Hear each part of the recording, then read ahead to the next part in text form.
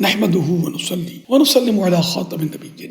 قبر کے پاس تلاوت کا معمول، مکتبۃ المدینہ کی کتاب شرح الصدور صفحہ 530 پر ہے کہ حضرت سیدنا امام شعبی رحمۃ اللہ علیہ فرماتے ہیں انصار کا معمول تھا کہ جب ان میں سے کسی کا انتقال ہو جاتا تو وہ آتے جاتے اس کی قبر کے پاس تلاوت قرآن کریم کرتے تھے۔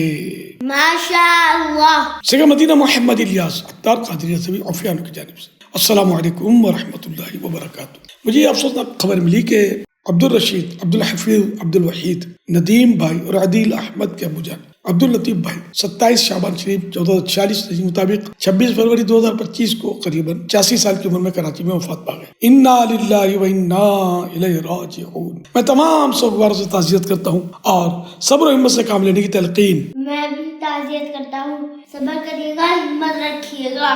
الحمدللہ رب العالمین والصلاة والسلام علی خاتم النبیین یا رب المصطفیٰ جل جلالہ صلی اللہ علیہ وآلہ وسلم۔ مرحوم کی بے حساب مغفرت فرما، اللہم آمین، ان کی قبر کا اندھیرا دور ہو، اللہم آمین، ان کی قبر نور علی نور ہو، اللہم آمین، اور نور حبیب صلی اللہ علیہ وآلہ وسلم کے صدقے ان کی قبر تحشر جگمگاتی رہے۔ اللہم آمین، یا رب العزت ان کی قبر باغ جنت بن جائے۔ اللہم آمین، یا رب جلیل تمام سوگواروں کو صبر جمیل اور صبر جمیل پر اجر جزیل مرحمت فرما۔ اللہم آمین، یا ذل جلال والاکرام، اے عظمت و عزت والے، میرے پاس جو کوئی ٹوٹے پھوٹے اعمال ہیں اپنے کرم کے شان شان ان پر اجر عطا فرما۔ اللہم آمین، یہ سارا اجر و ثواب جناب رسالت مآب صلی اللہ علیہ وآلہ وسلم کو عنایت فرما، اللہم آمین، وسیلہ خاتم النبیین صلی اللہ علیہ وآلہ وسلم یہ سارا ثواب مرحوم سمیت ساری امت کو عنایت فرما۔ اللہم آمین بجاہ خاتم النبیین صلی صلی اللہ تعالی علیہ وسلم۔ نماز روزوں کی پابندی کرتے رہیے،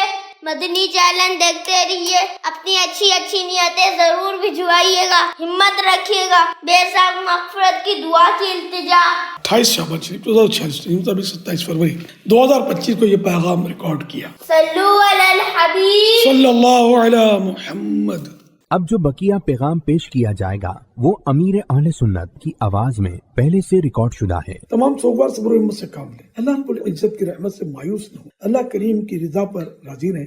سب نے دنیا سے جانا ہے، جی ہاں اپنی بھی انقریب باری آنی ہے، موت آنی ہی آنی ہے، جان جانی ہی جانی ہے۔ کوئی بھی یہاں ہمیشہ رہنے کے لیے نہیں آیا۔ جانے والے کے لیے خوب دعائیں مغفرت کی جائے، ایصال ثواب کیا جائے، ہو سکے تو صدقہ جاریہ کے کام کیے جائے، مگر بے صبری ہرگز نہ کی جائے کہ بے صبری کرنے سے جانے والے نے پلٹ کر کہاں آنا ہوتا ہے۔ الٹا صبر کے ذریعے ہاتھ آنے والا جنت کا خزانہ ہاتھوں سے جاتا رہتا ہے۔ یہ صبر تو خزانہ ہے جنت عاشقو، عاشق کے لب پہ شکوا کبھی بھی نہ آ سکے۔ یہ یاد رہے کہ میت پر نوحہ بھی نہ کیا جائے، کیونکہ نوحہ یعنی میت کی خوبیاں بڑھا چڑھا کر بیان کر کے آواز سے رونا، اسے بین بھی کہتے ہیں، یہ حرام ہے۔ دیکھیے بہار شریعت جلد اول پیج نمبر 854۔ ڈامر اور خارش کے کرتے، رسول کریم صلی اللہ علیہ وآلہ وسلم کا ارشاد عظیم ہے، نوحہ کرنے والی نے اگر مرنے سے پہلے توبہ نہ کی تو قیامت کے دن اس طرح کھڑی کی جائے گی کہ اس پر ایک کرتا قطران یعنی ڈامر کا ہوگا اور ایک کرتا جرب یعنی کھجلی کا۔ حوالہ مسلم شریف صفحہ 465، حدیث نمبر 934۔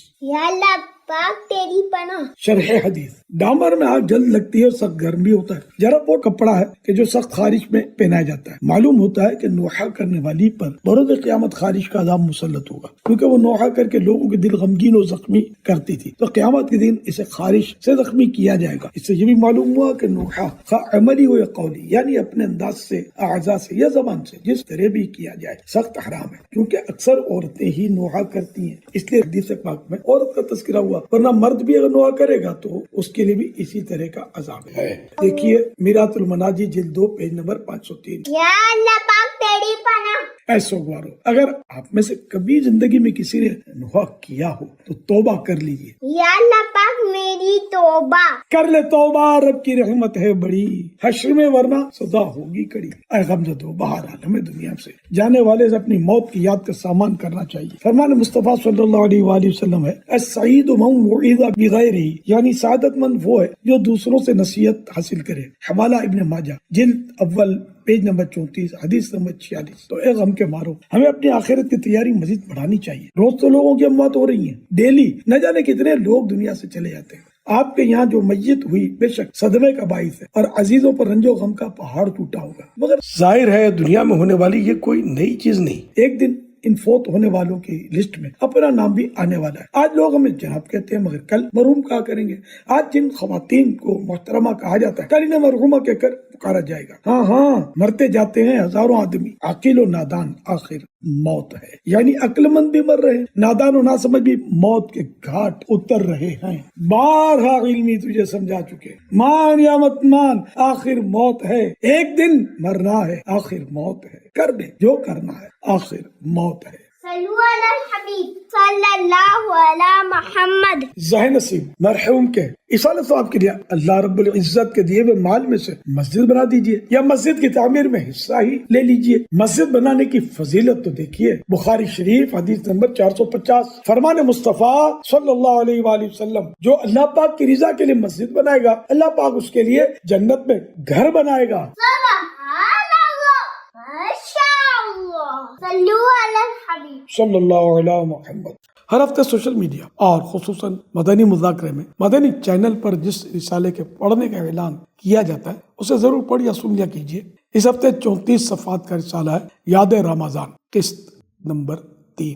صلو علی الحبیب صلی اللہ علیہ محمد۔